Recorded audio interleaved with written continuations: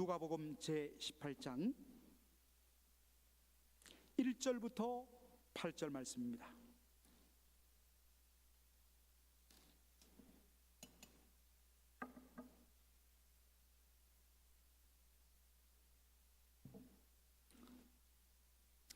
누가복음 18장 1절부터 8절까지를 우리 교독하도록 하겠습니다.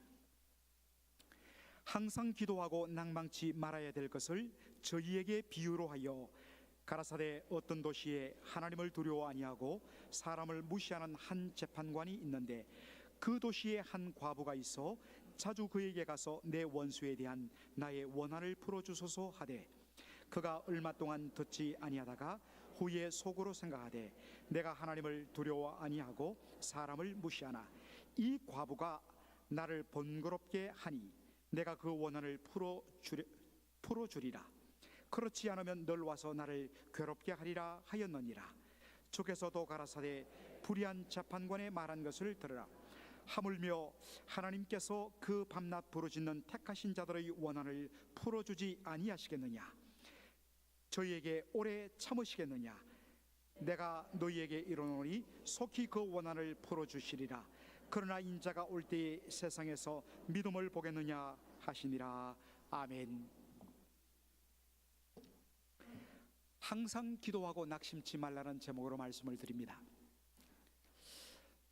제가 몇 해 전에 여러분들 월간 신동아라고 있지요. 그 한국의 월간조선, 월간 신동아 양대 산맥인데 제가 인터넷으로 늘 한 번씩 보곤 했습니다. 월간 신동아에 한 기자가 오랫동안 연구하고 조사한 그 기사를 발표한 것을 제가 보았습니다. 그것이 뭐냐면 한국의 주목 세계를 조사한 것이었습니다. 이분이 오랫동안 한국의 주목 세계들, 우리 어른들 세대로 말하면 시라소니, 김두환, 그리고 조금 더 젊은 세대들에게는 80년대 악명을 떨쳤던 서방파의 김태촌, 양은이파의 조양은 아주 유명한 분들입니다. 이런 주목 세계의 보스들, 그분들을 쭉 조사하고 연구해 봤더니 한 가지 특징이 있다는 것입니다. 물론 김두한 씨 같은 경우에는 아주 거구고 주목이 큽니다만은 그 외에 대부분의 한국 주목 세계의 보스들은 덩치가 다 왜소하고 그리고 주목의 세계도 보통 사람과 별 반 다를 바 없더란 것입니다. 아니 그런데 어떻게 해서 그들이 한국을 주름잡는 주목 세계의 보수가 됐는가 했더니 그 특징이 뭐냐면 주먹으로 상대방을 쓰러뜨리는 것이 아니라 깡으로 상대방이 항복할 때까지, 질려서 항복할 때까지 집요하게 싸움을 걸어서 마침내 상대방을 굴복시키는 그 집요함 때문이라 그렇게 글을 쓰는 것을 봤습니다. 어느 날 자기보다 힘세고 덩치가 큰 사람들에게 싸움을 겁니다. 당연히 아주 묵사발이 나고 온 얼굴이 다 깨어집니다. 그러면 그 다음날 얼굴에 시퍼런 멍이 든 채로 반창고를 붙인 채로 또 찾아가서 싸움을 건다고 이야기합니다. 그날도 험신 두들겨 맞아서 거의 반 죽게 되었습니다. 그러면 그 다음날 온몸에 붕대 감고 그 다음에 이렇게 팔을 이렇게 한 채로 또 싸움을 건다고 이야기합니다. 역시 맞습니다. 그 자리에서 까무러쳐 버립니다. 이제 끝났다고 생각했는데 그 다음날 목발을 짚고 또 덤긴다는 것입니다. 그러니까 상대방이 완전히 기에 질려갖고 그래서 항복하면서 그 사람이 보수에 올랐다는 것입니다. 오늘 우리 주님께서 우리에게 주시는 이 비유 속에도 그와 같은 집요함이 바로 소개되어 있습니다. 한 과부가 있었습니다. 여러분들 이렇게 문명시대에 남편을 잃은 미방인들, 홀로 된 어머니들, 직장생활을 하지만은 자녀를 키워간다는 것이 얼마나 어렵습니까? 하물며 2000년 전 과부는 어떻게 했겠습니까? 남편 잃고 홀로 된 미망인들. 그래서 오죽하면 성경에서 가난하고 불쌍한 사람의 대명사를 고아와 과부라고 했겠습니까? 바로 그 과부, 사람들에게 억울한 일을 당했습니다. 재산을 잃고 정말 집 길거리에 쫓겨날 위기를 당했습니다. 너무나 억울한데 도와줄 데는 없고, 그래서 문을 두드린 곳이 재판장이었습니다. 그런데 여러분들, 이 재판장은 어떤 재판장입니까? 불의한 재판장입니다. 하나님을 두려워하지 않습니다. 하나님을 두려워하지 않으니까 사람들을 무시하는 것은 당연하지 않겠습니까? 그러니 이 불의한 재판장에게 찾아가서 문을 두드린 이 과부의 억울한 사정을 들어주겠습니까? 택도 없는 거죠. 여기가 어디라고 감히 니까지게 찾아와라고 문전박대를 했을 것입니다. 그런 소리를 들었을 때 아마 억장이 무너졌을 것이고 마음의 상처가 돋았을 것입니다. 그런데 이 과부는 이제 여기 아니면 자기의 억울함을 풀어줄 데가 없고, 여기서 해결 안 받지 못하면 이제는 죽을 수밖에 없는 절박함 때문에 그 다음날 부끄러움을 무릅쓰고 수치를 무릅쓰고 또 그 재판장을 찾아갑니다. 그러면 또다시 문전박대를 당합니다. 수모를 당합니다. 이 정도 했으면 이제 아이고 그냥 죽자라고 생각할 수 있는데, 그 다음날 또 찾아가고 또 찾아가고, 언제까지요? 그 불의한 재판장이 자기의 억울함을 풀어줄 때까지 끊임없이 찾아갔다는 것입니다. 여러분들, 누가복음 18장 5절에 보면 이 과부에 대하여서 재판장이 뭐라고 이야기하면 널 와서 나를 괴롭히게 한다 했습니다. 여기에 널 온다는 말, 널 찾아온다는 이 말을 헬라어 원어로 보면 끝이라는 단어를 씁니다. end. 우리말에 그런 말이 있죠. 끝장 볼 때까지. 이 문제 풀어주지 않으면 나 결코 물러서지 않는다. 끝장 볼 때까지 찾아온다. 이게 과부의 심정이었습니다. 그러니까 너무 귀찮고 성가시고 괴로워서 이 과부의 억울한 하소연을 들어주었다는 이야기입니다. 이 말씀을, 이 비유를 마치면서 예수님이 뭐라고 도전하십니까?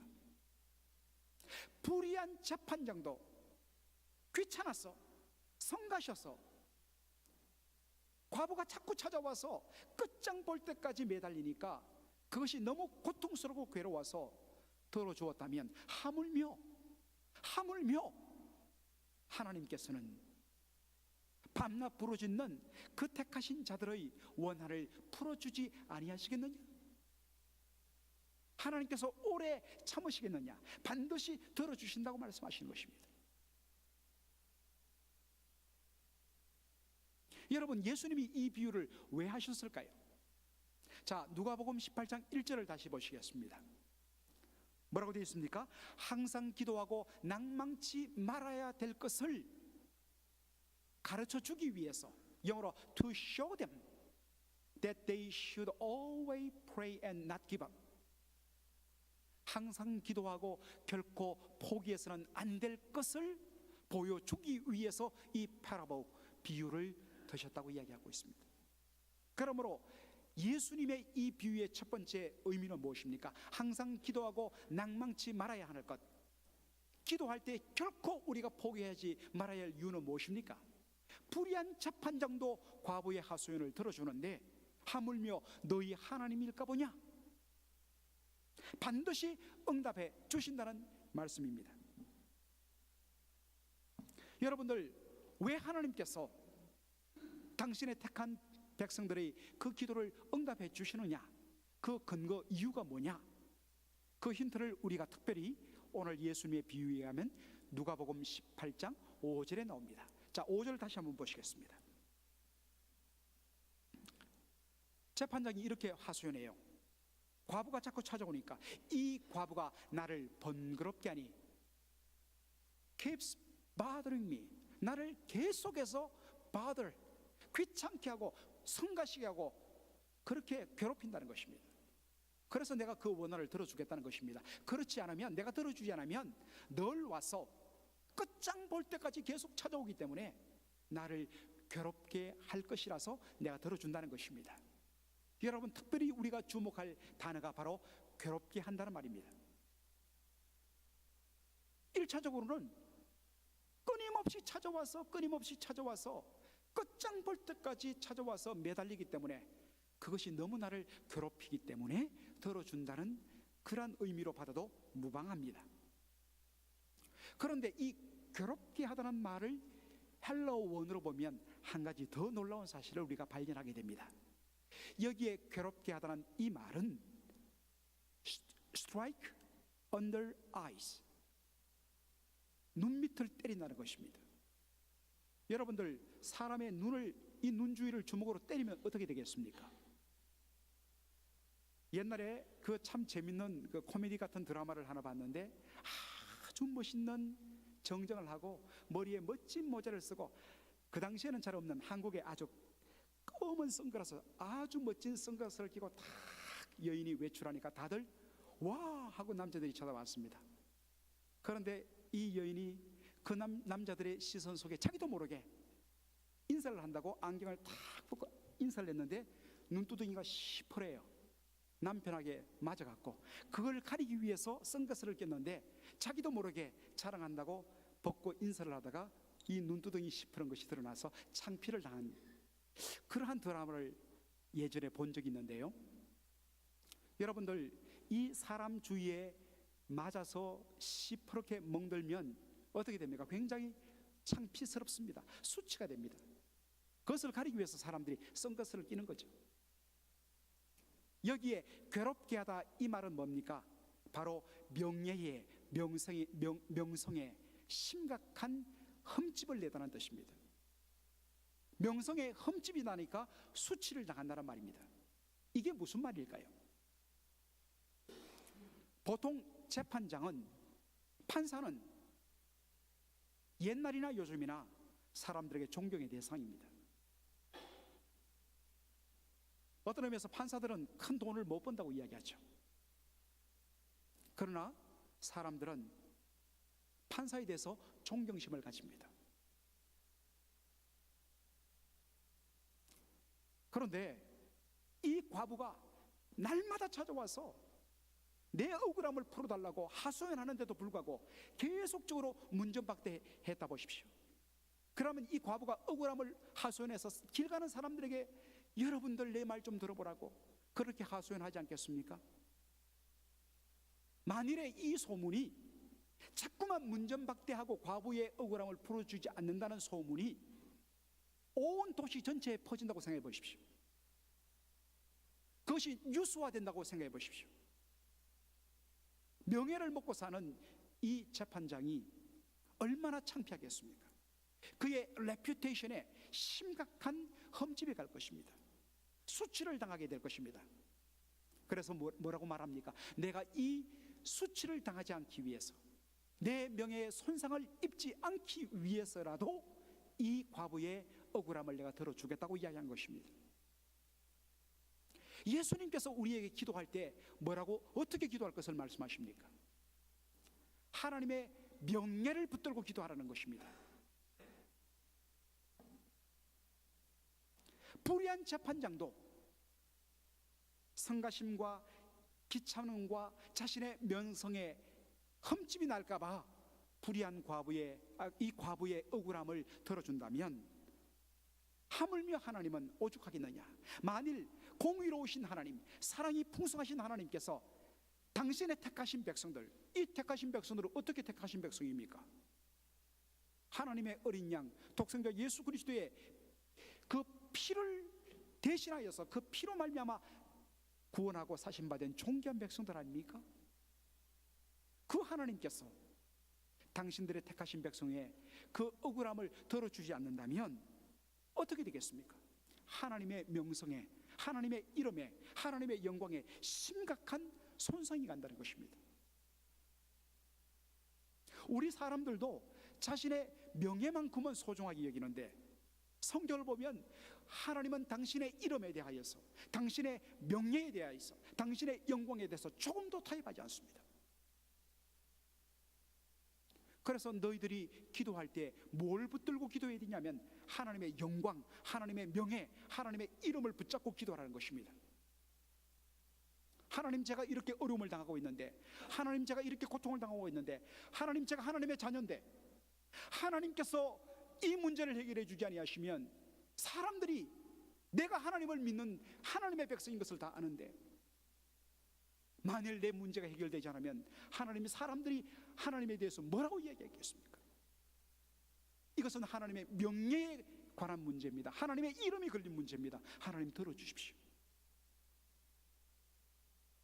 제가 예뻐서 들어주고, 제가 많은 일을 하고 하나님 앞에 충성했기 때문에, 공로가 저에게 있기 때문에 이 공로 보시고 들어주시는 것이 아니라 하나님의 이름 때문에, 하나님의 명예 때문에 주님, 이 문제를 들어주시기를 원합니다. 여러분, 이것이 우리의 기도의 바로 근거가 되어야 됩니다. 이렇게 기도한 사람이 있죠. 모세입니다. 여러분들, 우리가 출애굽기, 또 신명기, 민수기를 읽어보면 참 신앙생활을 잘 하지 못하는 우리가 봐도 복장이 터져요. 야, 어떻게 이렇게 늘 원망하고 불평할 수 있느냐? 사실은 그것이 우리의 모습이기도 합니다. 이스라엘 백성들이 조금만 문제 터지면 광야에서 원망하고 불평합니다. 12명의 전강군을 보냈습니다. 돌아와서 어떻게 보고하지요? 여호수아와 갈렙 두 사람 빼고는 나머지 10사람이 그 땅을 악평합니다. 그 땅에 사는 모든 사람들은 다 거인 족속이고 그들 앞에 우리는 메뚜기와 같다. 절대로 우리는 그 땅을 점령하지 못할 뿐만 아니라 그 땅 들어가면 우리가 다 전멸한다. 이 10명의 부정적인 메시지를 듣고서 모든 이스라엘 백성들이 밤새도록 울며 통곡하면서 그때부터 하나님을 원망합니다. 하나님, 우리를 죽이려고 이 땅에 왔습니까? 그러면서 사람을 세워서 그들이 떠나왔던 애굽 땅으로 다시 돌아가자고 그렇게 운동을 일으킵니다. 그때 하나님께서 뭐라고 말씀하십니까? 내가 이 이스라엘 백성들을 다 진멸시키겠다고 진노하십니다. 바로 그 순간 하나님의 사람 모세가 어떻게 하나님 앞에 중보 기도합니까? 그 내용을 우리가 놓치지 말아야 됩니다. 하나님, 만일에 하나님께서 이 불의한 백성들, 원망하는 백성들을 이 자리에 심판하는 것은 당연하지만, 만일 하나님께서 당신의 공의에 근거해서 이 백성들을 이 자리에서 다 진멸시켜버린다면 우리를 둘러싸고 있는 이방 백성들이 뭐라고 그러겠습니까? 이스라엘의 하나님은 자기 백성들을 감당할 힘이 없어갖고 그들을 약속의 땅으로 인도할 능력이 없어서 힘드니까 백성들을 그냥 광야에서 다 죽였다고 하지 않겠습니까? 그러면 하나님의 이름이 어떻게 됩니까? 하나님, 이 백성들의 모습에는 심판받아 마땅하지만 하나님, 오직 한 가지, 당신의 이름 때문에, 당신의 명예 때문에, 당신의 영광을 위해서라도 이 백성들 불쌍히 여겨주시고 용서하여 달라고 그렇게 부르짖습니다. 그럴 때 하나님이 모세의 기도를 받아주십니다.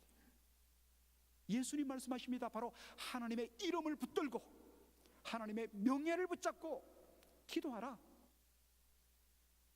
여러분, 그렇게 기도하셔야 됩니다. 하나님, 이 문제 들어주지 아니하시면 하나님의 영광이 가려집니다. 하나님, 해결해 주십시오. 저에게 어떠한 근거가 있어서 저의 열심과 헌신과 근거를 보고 주님 응답해 달라는 것 아닙니다. 하나님의 영광을 위해서, 하나님의 명예를 위해서 주님, 이 기도 응답하여 주옵소서. 바로 그 사실을 붙들고 포기하지 말고 항상 기도하라는 것입니다. 그럴 때 주께서 너희의 기도를 응답해 주시겠다고 약속하십니다. 여러분, 낙심하고 절망해서 여러분 부르짖던 것에 포기한 분들이 있습니까? 다시 일어서십시오. 끊임없이 하나님 앞에 매달리십시오. 그리고 하나님의 명예를 붙잡고 하나님 꼭 들어주십시오. 당신의 영광 때문에 들어주십시오라고 기도하십시오. 여러분, 기도할 수 있는데 왜 낙심하고 걱정하고 근심으로 끝내버리십니까? 낙심과 염려와 근심 주 앞에 다 맡기고 기도하십시오. 우리 옛날에 참 많이 불렀던 찬송인데 이 시간 우리 함께 부르기를 원합니다. 우리 복음송 기도할 수 있는데 우리 여러분들 다 아는 찬양이에요. 함께 우리 그냥 무반주로도 한번 해보죠. 함께 부르겠습니다. 기도할 수 있는데 왜 걱정하십니까? 기도하면서 왜 염려하십니까? 기도할 수 있는데 기도할 수 있는데 왜 실망하십니까? 기도하면서 왜 방황하십니까? 주님 앞에 무릎 꿇고 간구해 보세요. 마음을 정결하게 뜻을 다하여 기도할 수 있는데 왜 걱정하십니까? 기도하면서 왜 염려하십니까? 여러분 믿으십니까? 아멘. 우리가 기도할 수 있습니다. 아버지의 이름과 명예를 붙들고 부르짖는 여러분 되기를 주의 이름으로 축원합니다. 그런데 오늘 본문 8절에 보니까 이상하게도 이 말씀을 끝맺히는 말씀이 이상하게도 잘 이해가 안 됩니다. 그리고 예수님이 앞에 말씀했던 것과는 뭔가 내용이 좀 다른 것처럼 보입니다. 내가 너희에게 이르노니 속히 그 원한을 풀어주시리라. 그러나 인자가 올 때에 세상에서 믿음을 보겠느냐 하시니라. 왜 예수님이 이 말씀을 했을까? 내가 속히 그 원한을 풀어주리라. 그러나 인자가 올 때에 세상에서 믿음을 보겠느냐. 여러분들 오늘 예수님께서 비유를 시작할 때 어떻게 말씀하셨죠? 항상 기도하고 낭망치 말아야 될 것을 알려주기 위해서 비유를 말씀하셨다 했습니다. 1차적으로는 왜 우리가 기도해야 되는가? 왜 우리가 포기하지 말아야 되는가? 하나님 반드시 들어주시기 때문에 우리가 포기하지 말고 다시 기도해야 된다는 의미입니다. 그런데 이 말씀 속에는 또 하나의 의미가 담겨 있습니다. 우리가 기도하더라도 당장 응답이 없을 수 있다. 심지어 우리의 당대에 우리의 생애에는 그 기도의 응답이 되지 않을 수 있다. 그래도 불구하고 우리는 포기치 말고 낭망치 말고 기도해야 된다는 것입니다. 오늘 이 말씀을 보면 내가 응답하리라, 내가 그 원한을 풀어주리라. 그러나 인자가 올 때에 세상에서 땅 위에서 믿음을 보겠느냐. 여러분 왜 예수님이 이 말씀을 하실까요? 이 말씀을 우리가 잘 이해하기 위해서 8절에 나오는 그 원한이라는 단어를 주목해야 됩니다. 여러분 문맥상에서 8절에 말하는 그 원한은 어떤 원한일까요? 7절에 나오는 말씀대로 밤낮 부르짖는 택하신 자들의 원한입니다. 여러분 택하신 자들의 원한, 하나님의 선택받은 백성의 원한이라는 이 말에 주목할 필요가 있습니다. 이것은 단순히 우리가 살다가 사고를 당하거나 또 질병을 겪거나 내 자녀에게 문제가 있거나 내 비즈니스에 많은 문제가 있어서 하는 그러한 기도가 아니라 택하신 하나님의 백성, 내가 주의 은혜로 택하심 받고 구원받은 하나님의 백성으로서 어떻게 하면 내가 하나님의 영광을 돌릴까? 나를 부르신 이가 의로우심에 나도 의로운 삶을 살고, 나를 부르신 하나님이 거룩하신 하나님이심에 내 삶 속에서 거룩함, 이 거룩함이란 것은 구별된 삶입니다. 세상의 가치관을 따라 사는 것이 아니라 철두철미하게 하나님의 백성으로서 하나님의 말씀의 가치관을 따라서 살아가는 구별된 삶을 말합니다. 그런데 여러분, 이 땅에서 그러한 삶을 살면 사람들이 환영합니까?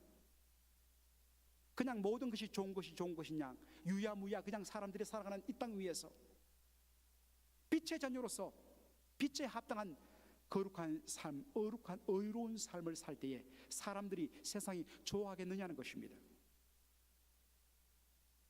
바로 여기 말하는 택하신 자들의 원한이란 것은 하나님의 뜻대로 말씀대로 순종하고 의롭고 거룩하게 살다가 이 땅에서 불의한 세상에서 당하는 억울함입니다. 그런데 주님께서 이 억울함을 들어주시는데 언제 이 억울함이 풀려진다는 것입니까? 당장 불의하게 살면서 의롭게 사는 하나님의 백성들을 향하여서 조롱하고 저주하고 공격하는 그런 사람들에 대해서 하나님의 심판이 임함으로 말미암아 하나님의 응답이 원한이 풀어주는 것이 나타나면 좋겠는데 그렇지 않습니다. 말씀대로 사는 사람은 계속해서 어려움을 당하는데, 하나님을 조롱하며 하나님이 어디 있어 이야기하며 예수 바르게 믿는 사람들을 조롱하면서 악하고 독하게 살아가는 사람들은 더 잘되고 승승장구합니다. 당장 우리 눈앞에는 그 응답이 일어나지 않습니다.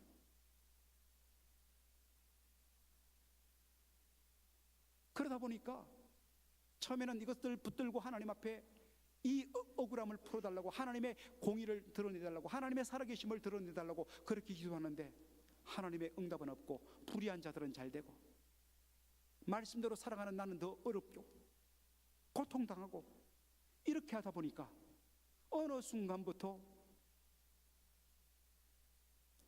하나님 앞에 나와 기도하며 또 기도한 그대로 택하신 자의 합당한 삶을 사는 삶이 스탑되고 중단되어 버리고, 기도도 중단되고 삶도 중단되고, 어느 순간부터 세상 믿지 않는 사람과 전혀 구별 없이 똑같이 살아가는 그러한 삶이 지속되더란 것입니다. 그래서 우리 주님께서 이 불의한 세상을 심판하며 택하신 자들의 원한을 갚아주며 의롭게 살다가 고통당하여 흘리는 그들의 눈에 눈물을 닦아주기 위해서 주님 재림하셔서 찾아왔더니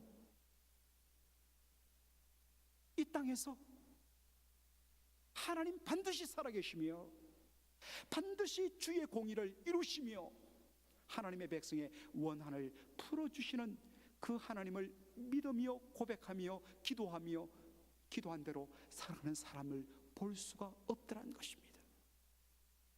눈물을 닦아주러 왔는데 닦아줄 눈물이 없더란 것입니다.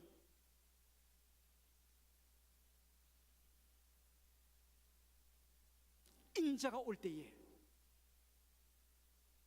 이 세상에서 믿음을 보겠느냐?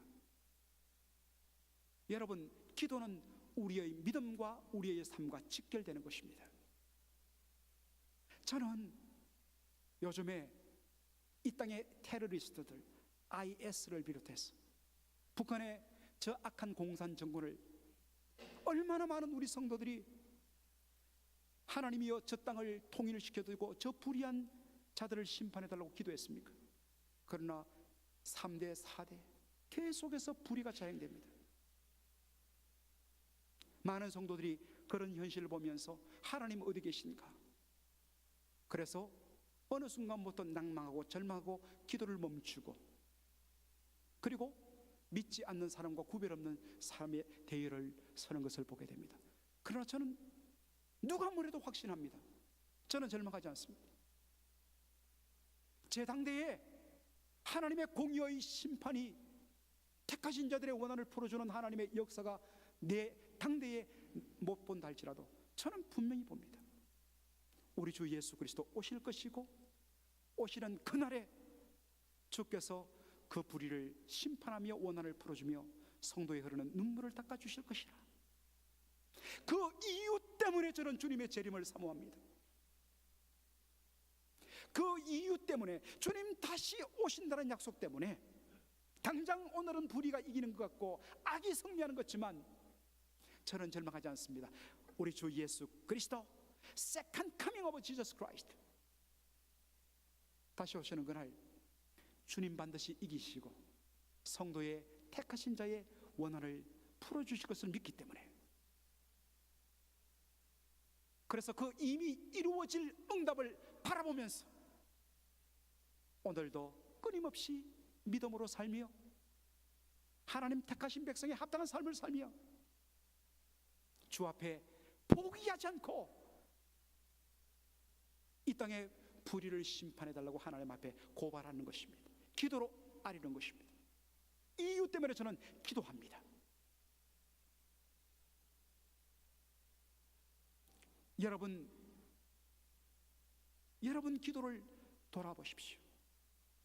과연 여러분의 기도 제목 속에 그저 이 땅의 의식주만을 위한 기도는 있는데, 내 기도 속에 과연 택하신 자의 원한이 기도 제목 속에 들어있는가? 이 택하신 자의 원한은 하나님의 택함받은 백성의 합당한 삶을, 이 땅에 구별될 삶을 사는 자에게만 있는 기도의 제목입니다. 여러분 그러한 삶에 서 있습니까? 혹시 불의한 세상을 위해서 하나님의 공의를 부르짖었다가 하나님의 역사가 당장 보이지 않아서 낙심하고 절망하고 그냥 그 기도를 멈춰버린 여러분이 아니십니까? 다시 일어서야 됩니다. 포기치 말아야 됩니다. 하나님 살아계시고, 그리고 우리 주 예수 그리스도 오시는 그날 주께서 우리의 눈에 눈물을 닦아주시며 그 원한을 풀어주실 것을 믿음의 눈으로 바라보면서, 당장 내 당대에 뭔가 이루어지지 않을지라도 오늘 기도의 눈물의 씨앗을 뿌리는 저와 여러분 되기를 주의 이름으로 축원합니다. 아멘.